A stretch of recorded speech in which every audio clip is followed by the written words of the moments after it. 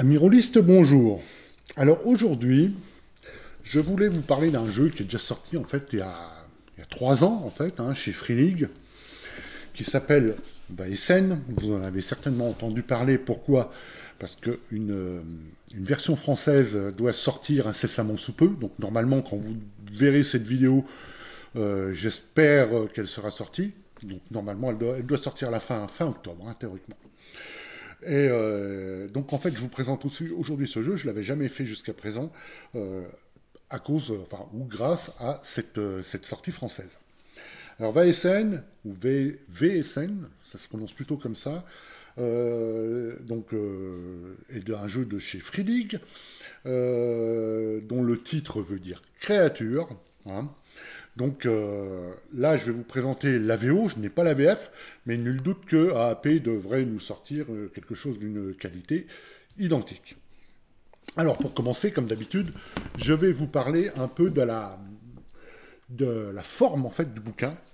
Et franchement, pour moi, ce livre est un modèle en fait d'édition. Pourquoi? Alors déjà, quand vous le prenez, quand vous le prenez en main, donc là vous ne pouvez pas le voir, c'est une vidéo, mais quand vous le prenez en main, la première chose qui vous surprend, c'est sa légèreté. Et là, quand un livre est léger, comme ça, qu'est-ce que ça veut dire? Ça veut dire que le papier à l'intérieur, c'est pas un papier lourd. Un papier lourd, pourquoi? Un papier glacé. Et non, joie, bonheur, ce n'est pas du papier glacé. Magnifique, la qualité du papier est absolument époustouflante. On est dans du vrai papier. On est dans du papier en fait qui se rapproche beaucoup de celui de la V2 de l'anneau unique. Enfin bref, moi personnellement, je trouve ça assez fantastique. En plus de ça, toujours au niveau de la forme, on se retrouve avec des illustrations absolument magnifiques, mais je dis vraiment magnifiques en fait, qui donnent toute son, regardez ça c'est extraordinaire, qui donne tout son cachet, tout son thème au jeu, rien qu'en regardant les illustrations. Alors j'ai noté le nom, je ne l'ai pas en tête, c'est un nom suédois, c'est Johan Ergerkrans.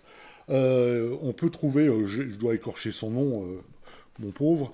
On trouve en fait, il y a un site sur internet qui donne ses vidéos, enfin ses dessins qu'il a pu faire, son portfolio.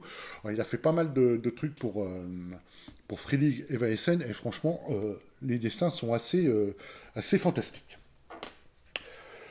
Donc voilà, alors, je vous feuillette un peu la chose pour vous montrer. Donc on se retrouve avec des encarts comme ça. Ces dessins sont extraordinaires. La présentation avec ces cadres qui sont vraiment relativement stylés, ces encarts, vous voyez, c'est vraiment du beau boulot. Alors vous voyez, les personnages, on est dans un style très affirmé. Moi, j'adore ce style qui cadre parfaitement avec le thème du jeu. Vous voyez, les polices de caractère ne sont pas en reste. On a des polices de caractère en fait qui sont vraiment très spécifiques. Et je vais vous montrer un autre truc parce qu'à chaque fois qu'on rentre, alors, ça on reviendra après. Là, je suis juste dans le survol en fait du bouquin.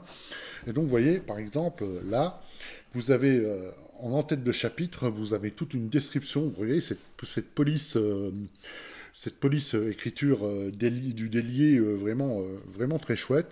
Euh, Bref, au niveau de la qualité de production, c'est une plus belle série que j'ai en jeu de rôle. C'est vraiment un bouquin fantastique. Enfin, moi, j'aime beaucoup, beaucoup, beaucoup. En plus de ça, on se retrouve avec une couverture qui est texturée. Donc là, vous ne la verrez pas, mais elle est texturée. Et on a un dos rond voilà, qui complète en fait tout ce que je peux dire de bien sur cet ouvrage. Alors maintenant, on va parler du fond. Alors, au niveau du contexte, euh, si vos parents vous lisaient des contes quand vous étiez petit, et que la porte de votre chambre se fermait ensuite, et que vous entendiez un grincement dans l'armoire ou quelque chose gratter en dessous du lit, peut-être alliez-vous voir, peut-être vous cacheriez-vous sous la couette, peut-être y avait-il des créatures, et donc on est justement dans ces créatures légendaires qui datent, qui sont aussi ancienne que les légendes d'ailleurs, effectivement. Et donc là, on joue en Suède. En Suède, au 19e siècle, au moment de la révolution industrielle, au moment où les usines crachent des fumées noires, ou au moment où le charbon est exploité à fond la caisse, au moment où les, euh, les arbres sont coupés pour nourrir effectivement toutes les machines et toutes les machines humaines. On est dans un monde de, de fer, de vapeur, enfin bon, voilà, on est au moment de la révolution industrielle. Et en fait, on a toutes ces créatures légendaires que les humains ont oubliées. Hein, les légendes étaient là un peu pour les vénérer, un peu pour s'en souvenir. Et bien, maintenant, plus personne ne s'en souvient. Et au fur et à mesure que la révolution industrielle se développe, toutes ces créatures se manifestent de nouveau. Alors les humains ne les voient pas, mais ça va être peut-être des esprits frappeurs, ça va peut-être être un mystère quelconque, ça va être peut-être un fantôme qui arrive quelque part. Enfin, vous voyez, tout ce genre de choses, un troll qui vient dévaster, je ne sais pas moi, des cultures, par exemple, que sais-je. Et donc on est face effectivement à tout ce contexte. Donc en fait, on a tout un chapitre dessus, qui est ici.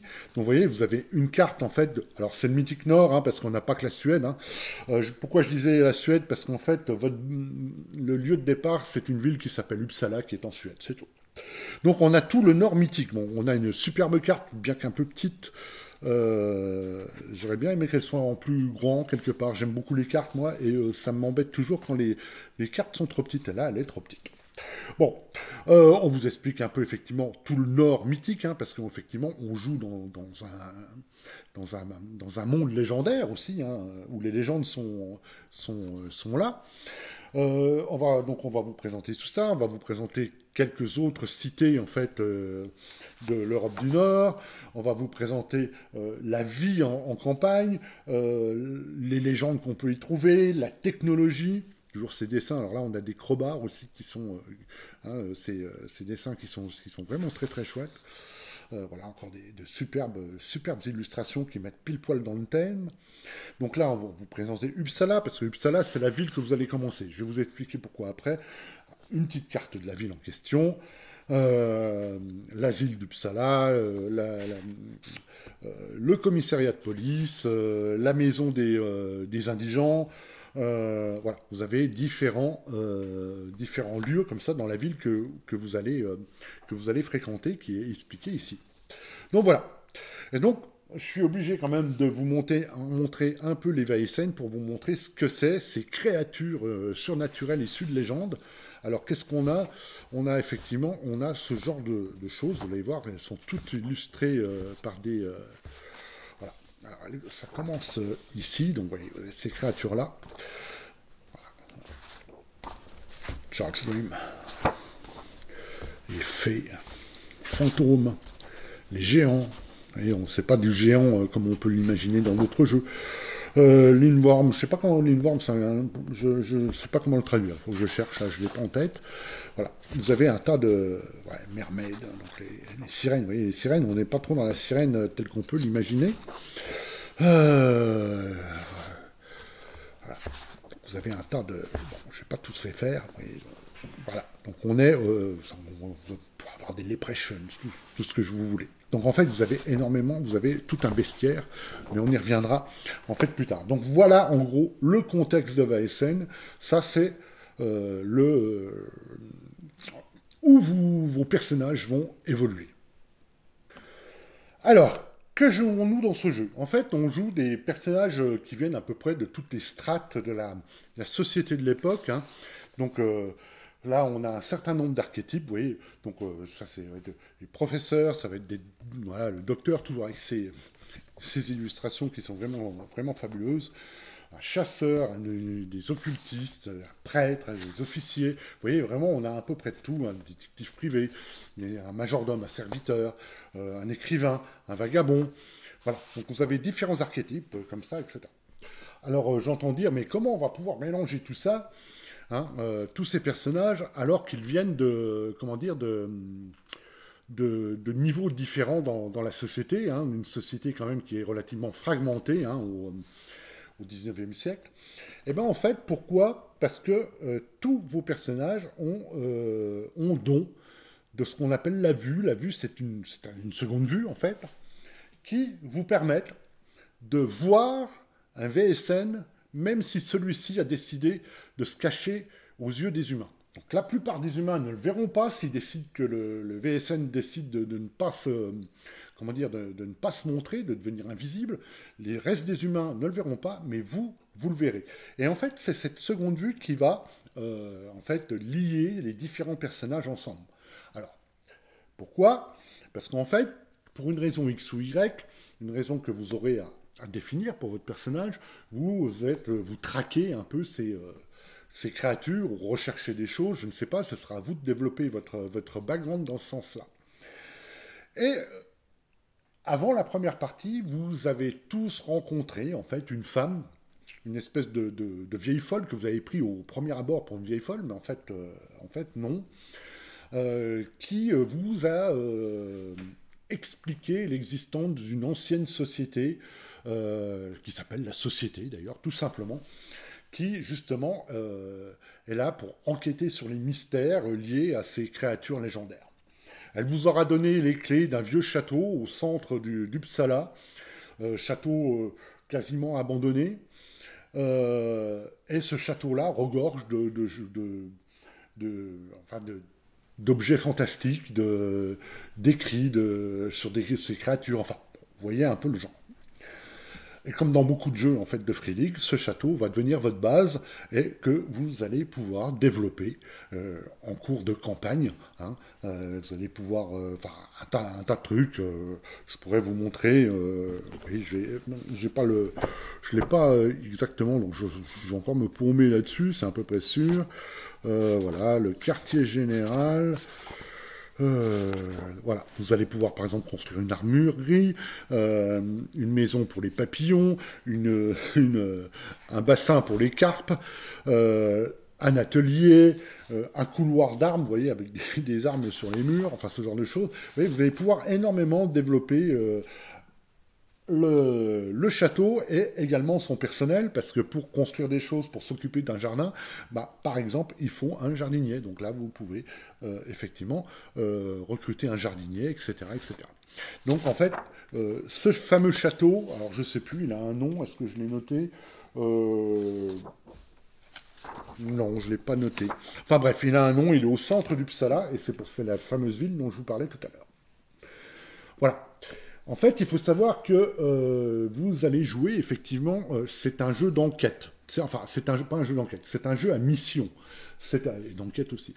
C'est-à-dire, les scénarios doivent à peu près avoir toujours la même structure. Vous êtes dans votre château, vous faites ce que vous voulez, vous vivez votre vie. Une lettre arrive, on vous parle d'un mystère, vous allez y aller, on va jouer le voyage, vous allez découvrir de ce qui se passe, vous allez enquêter sur un mystère qui est, en général, lié, toujours en fait, pas en général, lié à un VSN. Voilà. Donc en fait, ça, c'est un peu le contexte, vous êtes des investigateurs de ces créatures légendaires. Qu'est-ce que je peux vous dire de plus sur les personnages? Ben voilà. Voilà. Oui, il faut dire un truc quand même, c'est que le VSN, en fait, on n'est pas dans l'horreur.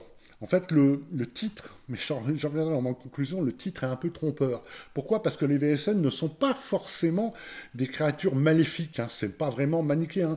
Elles peuvent être même sous l'emprise d'un autre VSN.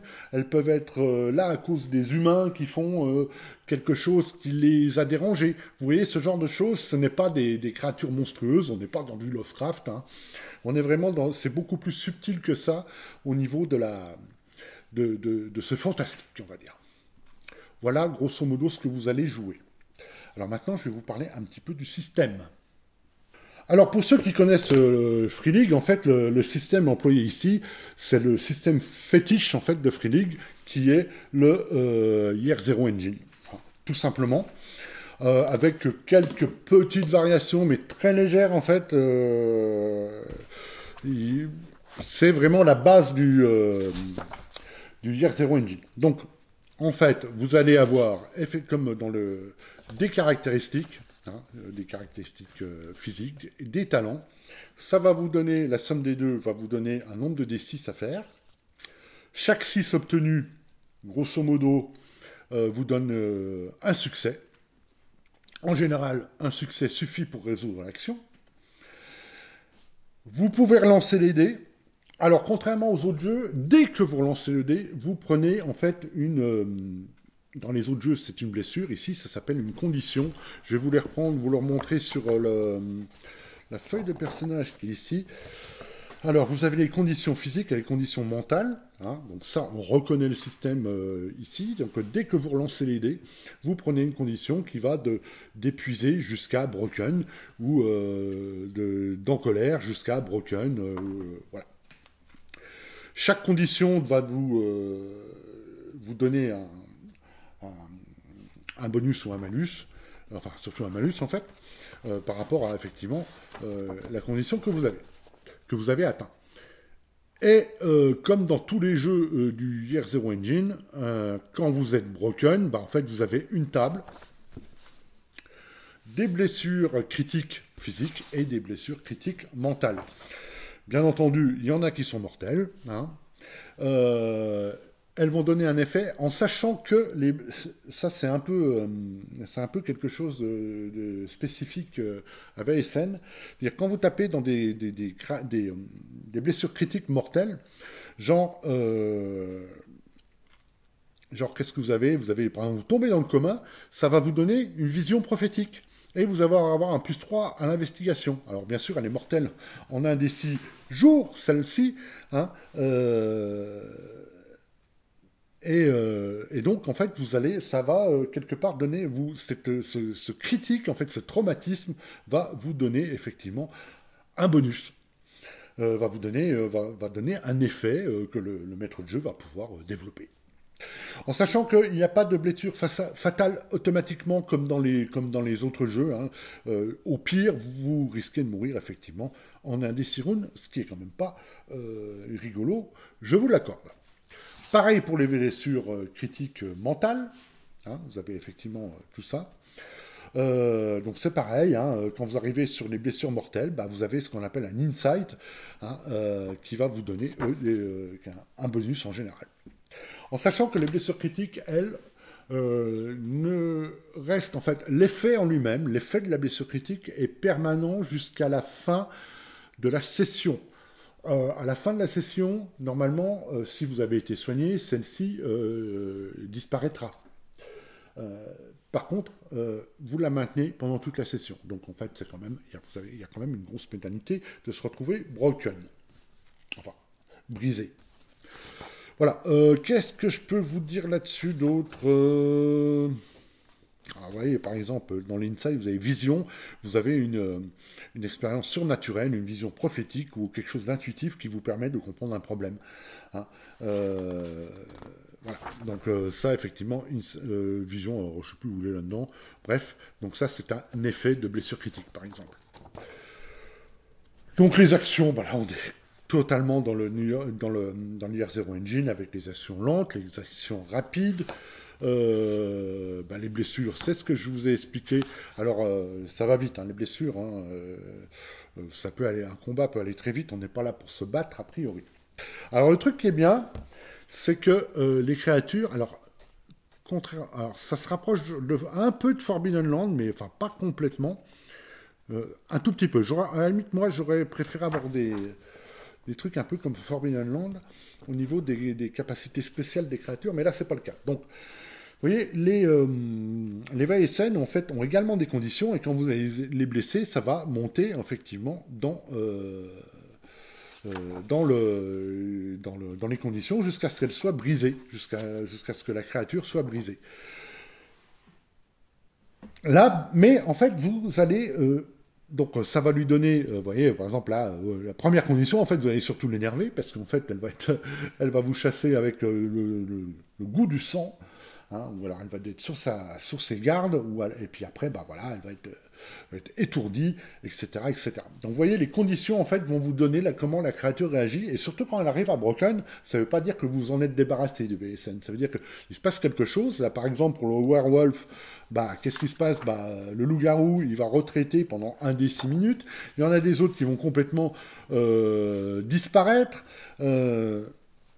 Celui-là, il va fuir, effectivement, et rester... le troll va fuir et se tenir loin de vous pendant 2 des 6 heures.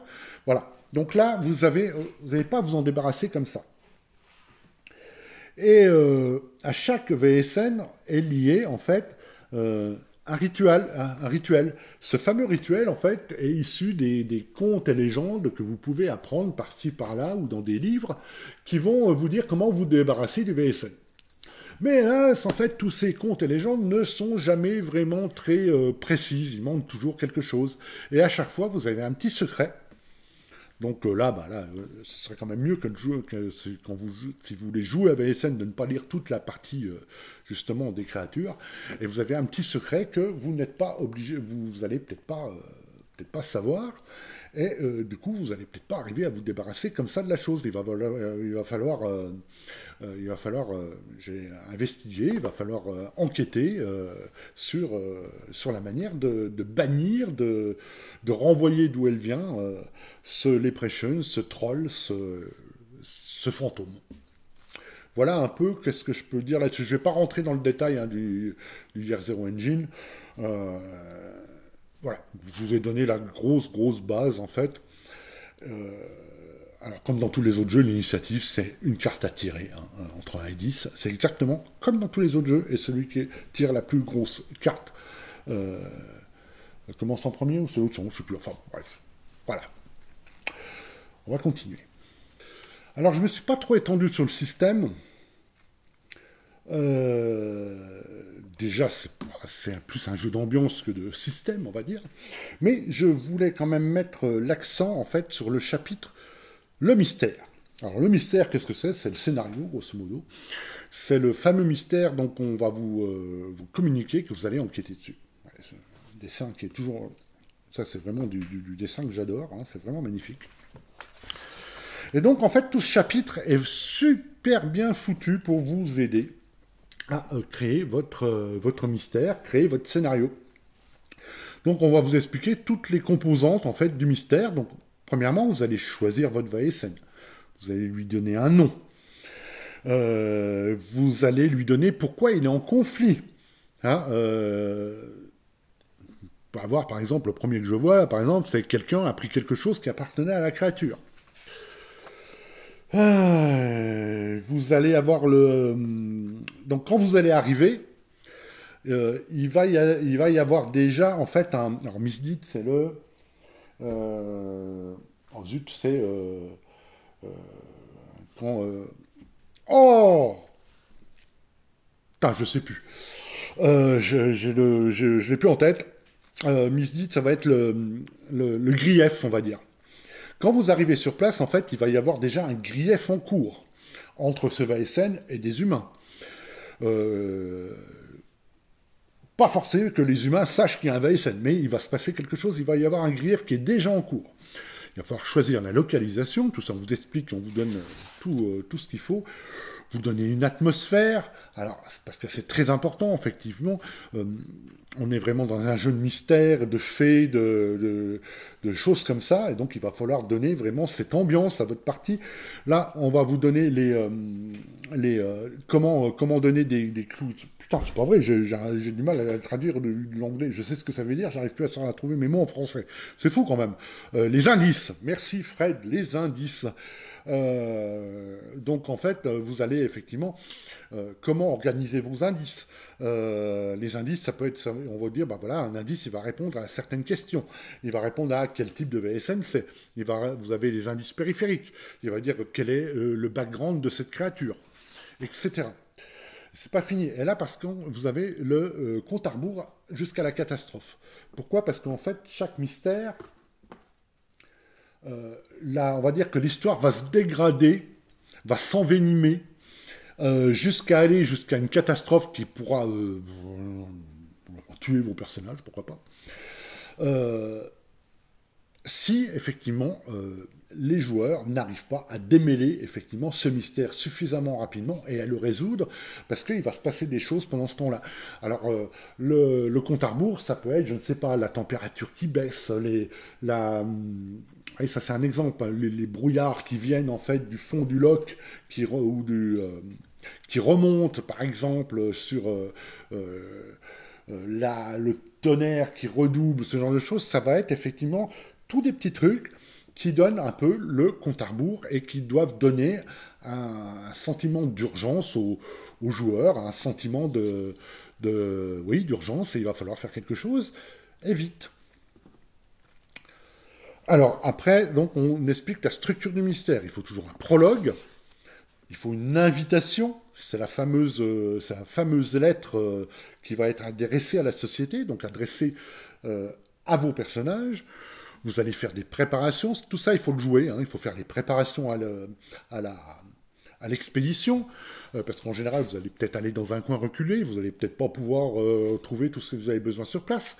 Le voyage, hein, le voyage, après vous avez tous des idées de transport, hein, le train, la calèche, à dos de cheval, etc. Qu'est-ce que vous devez donner effectivement une couleur à votre voyage, vous avez tout ce qui est expliqué. L'arrivée sur place. Et là, sur place, effectivement, vous voyez, en fait, un exemple de comment pourrait être structuré, en fait, votre mystère. Vous avez de la place 1, donc du linéaire, vous avez de la place 1 à la place 2, à la place 3, vous avez une confrontation. La place 1 mène une confrontation, la place 3 une confrontation, la place 2 à la place... Enfin, voilà. Ça va vous donner, effectivement, des idées pour structurer votre mystère avec les challenges, les indices, est-ce qu'il y a des librairies sur sur le site, une carte pour le mystère, et la confrontation en fait avec le Weissen, ça va toujours se terminer comme ça normalement, et un aftermath, donc une aftermath en français. Alors en français, je sais pas ce que ça veut dire aftermath. Je le vois ce que ça veut dire en anglais, j'arrive pas à voir le mot. Bref, une conclusion. Après l'affrontement, qu'est-ce qui va se passer, comment l'histoire se termine, et en général, là, c'est là que vous allez obtenir les points d'ex. Voilà, vous avez tout des tables pour créer vos propres mystères d'une manière aléatoire, donc ça, c'est pas trop mal, si vous avez pas trop peut-être au début, c'est sympa quand même d'être assez guidé là-dessus. Vous voyez, vous avez quand même beaucoup de tables. On vous parle en campagne, on vous parle les techniques de maître de jeu, etc., etc. Voilà. Alors là, je ne vais pas trop vous en parler parce que c'est quoi la danse des rêves? Qu'est-ce que c'est? C'est le scénario, en fait, qui est avec le bouquin. Et vous voyez, vous avez tous ces aides de jeu qui sont prêts pour pouvoir maîtriser votre première partie. Voilà. Et ça, c'est des tables de background pour créer des backgrounds à vos personnages, si vous avez, c'est plutôt un annexe. Pour créer, vous voyez, vos personnages, si vous n'avez pas d'idée vraiment de background. Hein. Vous avez quand même pas mal de tables pour vous aider à le créer. Donc c'est pas mal du tout. Voilà en gros ce que je peux vous dire sur VSN. Qu'est-ce que vous avez noté? Oui, non, c'est bien, j'ai à peu près tout dit. Moi, je vais passer à ma conclusion sur... Ah non, avant de passer à la conclusion, je vais vous parler un peu du reste de la gamme quand même. Excusez-moi. Alors oui, parce qu'en fait, Weissen, maintenant, commence à être une petite gamme quand même, qui s'étoffe au fur et à mesure. Hein. Alors, j'ai pas tout, je crois qu'il me manque un bouquin, je crois que j'ai pas tout. Donc celui-là, A Weak Secret, celui-ci va être... c'est un recueil de scénarios qui est traduit également par AAP, qui doit être disponible en même temps que le livre de base. Donc, qu'est-ce qu'on a? Je vais vous le survoler très rapidement. Cette couve, j'adore, putain, j'adore. Donc voilà, vous avez 1, 2, 3, 4 scénarios et tous les aides de jeu qui sont à la fin. Regardez, c'est ce portfolio qui est vraiment chouette. Donc ça, c'est les aides de jeu et tous les différents scénarios avec de nouvelles créatures, les portraits des PNJ qui sont enfin justement pas en couleur parce que c'est en noir et blanc, mais qui sont vraiment magnifiques. Voilà, c'est tout un recueil de scénarios. Ça, c'est le premier de la gamme qu'il y a. Ensuite, en fait, Alors, je reviendrai dans ma conclusion sur autre chose. Ensuite, il y a eu deux ouvrages qui ont été publiés l'année dernière. Alors, ceux-là, pour l'instant, ils ne sont pas prévus d'être traduits. Je suppose que ce sera, comme d'habitude chez AP, lié au succès ou non de la gamme. Donc toujours par contre, toujours cette même présentation, toujours cette qualité, on ne baisse pas de qualité dans la gamme, on reste toujours au même niveau. Et donc là en fait, qu'est-ce qu'on a ici? Alors oui, celui-ci en fait, ils ont changé le contexte. Le contexte en fait, plutôt que se passer en Suède et en Norvège, en fait dans le Nord mythique comme je dis, là ça se passe en Irlande et en Grande-Bretagne, mais toujours à la même époque bien entendu. Alors j'en avais fait une rapide présentation, c'était tout au début que je faisais des vidéos, donc elle doit dater d'il y a un an, je crois. Oui, c'est toujours, c'est magnifique. Hein. Donc là, on va surtout vous parler de l'Angleterre, de Londres, des différents endroits où vous allez pouvoir trouver des mystères, hein, comme d'habitude, des créatures, les créatures surnaturelles, en fait, qui sont plus liées au folklore anglo-saxon. Hein, voilà, le chien noir, voilà, le cavalier sans tête, etc., etc. Donc on en a pas mal hein, qui ont été rajoutés à ce niveau-là. Et nous avons un scénario. Alors je ne sais plus combien il y a de scénarios dans celui-là. Je vais vous le dire. Alors il y en a au moins un, ça c'est sûr. Non, il y en a un, deux. Il y a 3 scénarios qui sont fournis. En plus de ça, sorti en même temps, vous avez les Saisons du mystère. Donc qui, eux, sont un recueil, de nouveau un recueil de scénarios. Il y en a 1, 2, 3, 4 scénarios. Hein. Donc, voilà, une danse avec la mort. Et là, donc, 4 scénarios qui se passent justement les saisons du mystère, parce qu'on a un scénario par saison. Donc, un au printemps, un à l'été, à l'automne et à l'hiver. Donc, voilà, donc les saisons du mystère. Voilà, j'en avais, je crois, présenté, je crois que je l'avais présenté en même temps que le Mythic Britain, si je me souviens bien. Alors, ma conclusion. Pour moi, Vaesen, c'est vraiment un super jeu d'enquête surnaturelle. Il y a un truc qui est un peu trompeur dans le titre, c'est que là, on vous dit horreur nordique, un jeu de rôle consacré aux horreurs nordiques. C'est pas un jeu d'horreur, Vaesen. C'est pour ça que je dis que le titre est un peu trompeur. C'est vraiment un jeu, en fait, où... alors ça peut se terminer en catastrophe, hein, bien entendu, comme je disais tout à l'heure, si vos joueurs n'arrivent pas à résoudre le mystère, ça peut très très bien se terminer très très mal. Mais on n'est pas dans de l'horreur pure, on n'est pas dans de l'horreur de... comment dire, des monstres maléfiques en train de tout détruire, ou alors effectivement des créatures mauvaises par nature. C'est beaucoup plus subtil que ça. C'est de l'enquête surnaturelle, de la résolution de mystères surnaturels plutôt qu'un jeu d'horreur. Alors bien sûr, il faut aimer le Year Zero Engine. Moi, personnellement, ça ne me pose pas de problème. J'adore ce système.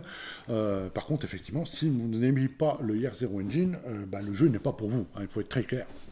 Parce que il est motorisé par ce système. Donc moi, j'aime beaucoup. C'est très dépaysant et peut-être, justement, ça pourrait être son défaut. C'est-à-dire que Vaesen, en fait, s'appuie sur la culture nordique. Toutes les créatures, tous les VSN, en fait, moi personnellement, c'est un peu loin de ma culture personnelle. Et donc, du coup, des fois, on n'a peut-être pas les références de légendes associées aux créatures en question.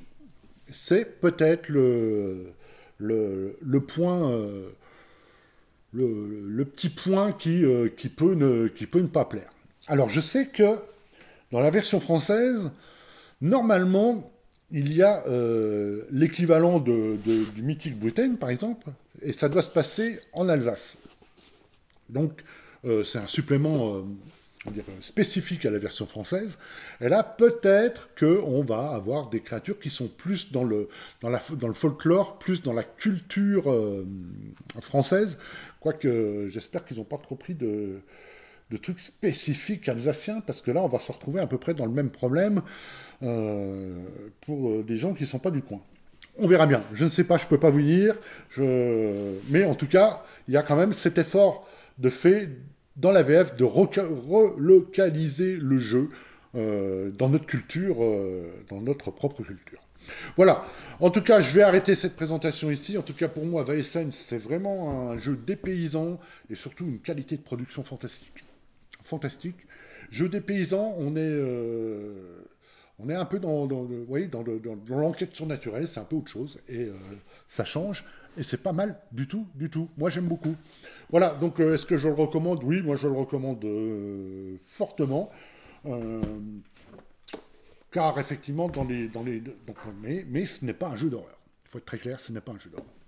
Voilà, voilà ce que je peux vous dire sur VSN. Donc voilà, c'est tout ce que j'ai à vous dire. Bon bah écoutez, on va s'arrêter là. Je vous remercie de m'avoir suivi. Un petit like, un petit abonnement comme d'habitude, blablabla. Hein. Et puis à bientôt, portez-vous bien et surtout, bon jeu.